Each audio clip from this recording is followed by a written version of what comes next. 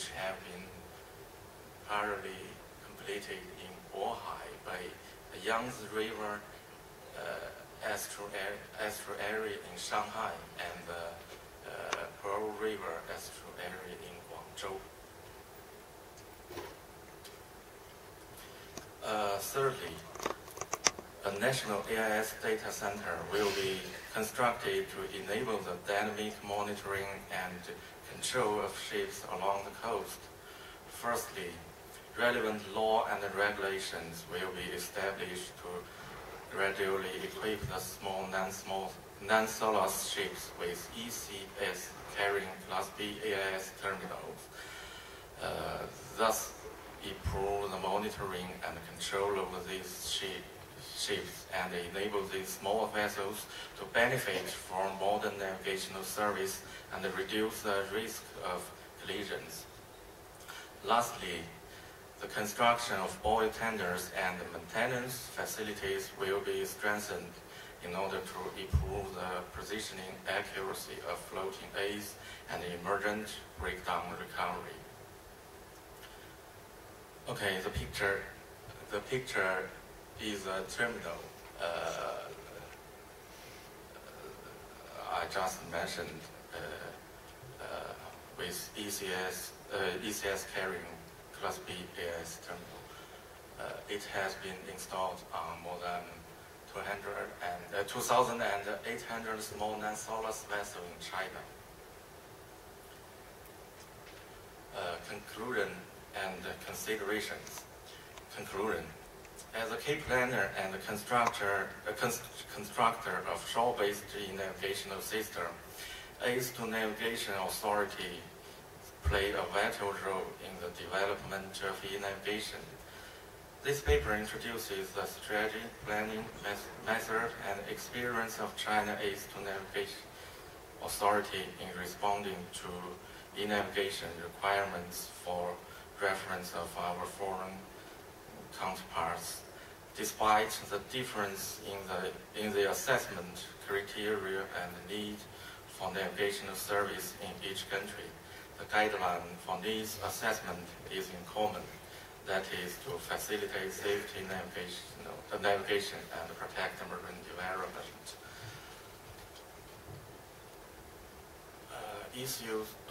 Issues for consideration.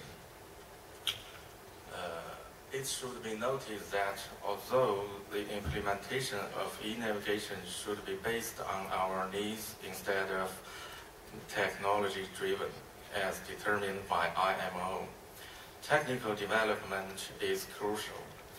Not only such core techniques of e-navigation as communication, positioning, and actives, but also the integration of information from various navigational equipment unanimously depends on technical advancement and the development of unified standard. What administrative authorities should do is to play a leading role in the development and application of new technologies by encouraging and supporting the research of e-navigation related technologies and initiating the construction of communication and the information system and the framework of e-navigation. Moreover, governments should strengthen exchange and cooperation and share experience in planning, construction, and management in the common effort of facilitating e-navigation worldwide, improving navigational service, promoting the safe and efficient navigation, and protecting marine environment. Okay, thank you for your attention.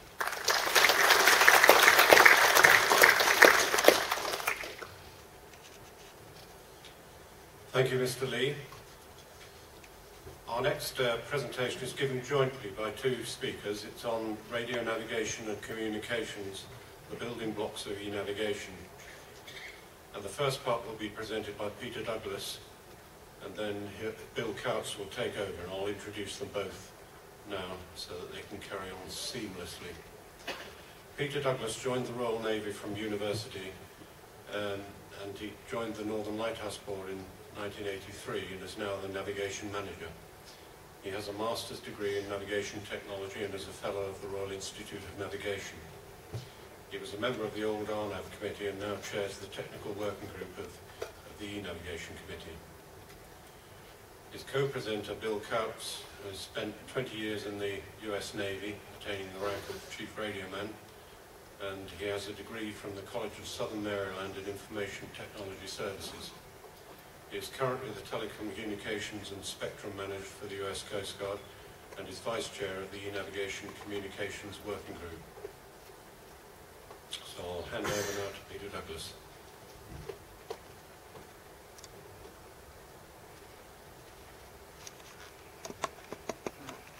Thank you, Mr. Chairman. I've got about 7.5 minutes to sum up the last 4 years' work on behalf of the Technical Working Group, so it will be a fast pace.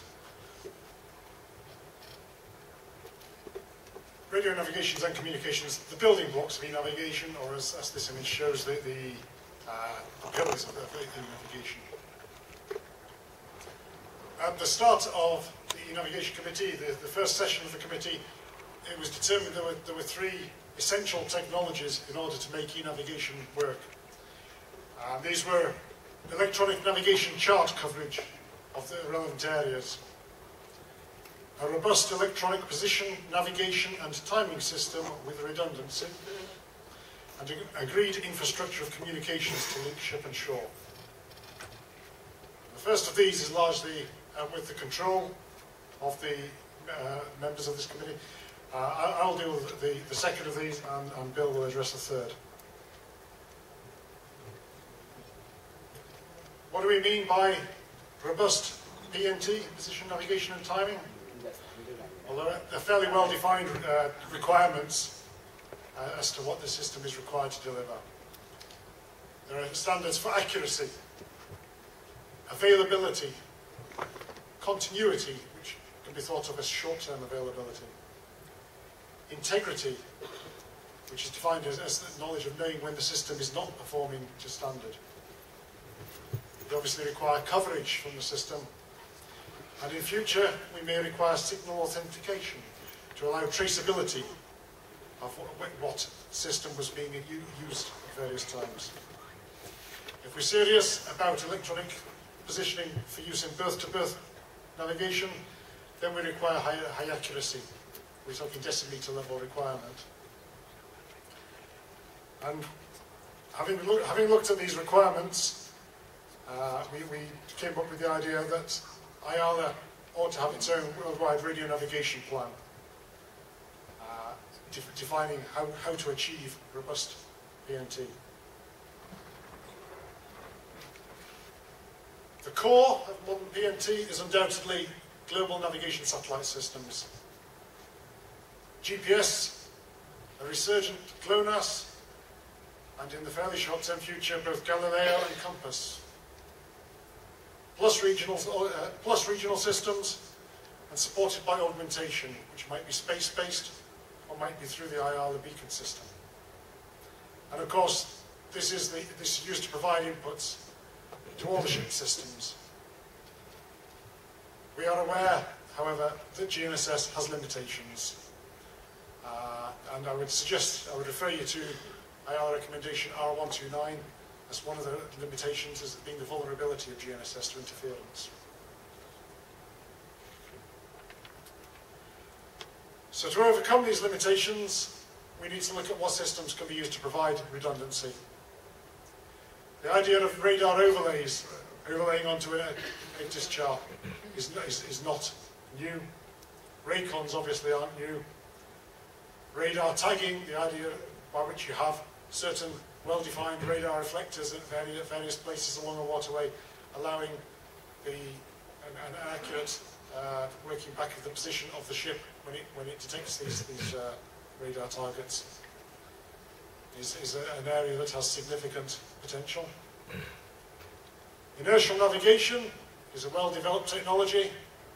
Most of you came here by commercial aircraft. The main navigation system on commercial aircraft is inertial navigation.